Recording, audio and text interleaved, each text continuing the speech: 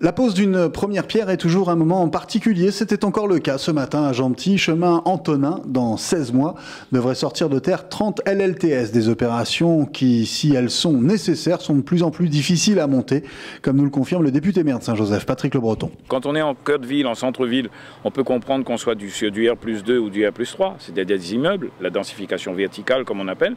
Mais après, quand on arrive dans les quartiers structurés ou dans les écarts, eh bien, il est important justement de faire en sorte que les gens ne fuient pas vers la ville, mais puissent retrouver, je dirais, le cadre de vie auquel ils aspirent dans ces quartiers-là. Un point important est également l'accession à ces logements, qui répond à des critères bien précis. Quelques recommandations avec l'adjoint à l'habitat, Harry Mussard. Un message que je ferai passer aux familles de Saint-Joseph, surtout aux familles de Gentil, c'est d'éviter de faire des crédits pour être éligible à ces logements. La commission se réunira 3 mois avant la livraison des logements.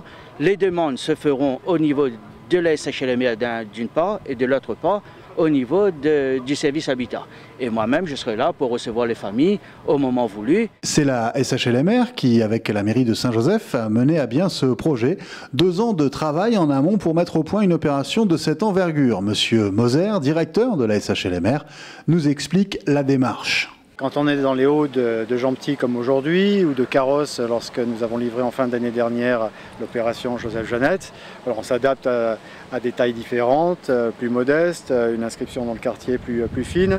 Voilà. Après, la problématique des hauts, en effet, qu'on soit dans les hauts de Saint-Joseph, ou dans les hauts de Sainte-Marie, ou dans les hauts de Saint-Benoît, on a en effet des quartiers avec finalement un mode de vie qui se trouve géographiquement dans le milieu rural.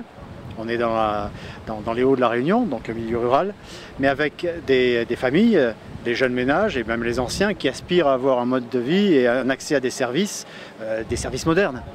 Donc c'est la conjugaison de la ville et de la campagne. Les images d'aujourd'hui auront dans 16 mois valeur d'archive pour les occupants de ces 30 logements à qui nous donnons rendez-vous pour la remise des clés cette fois.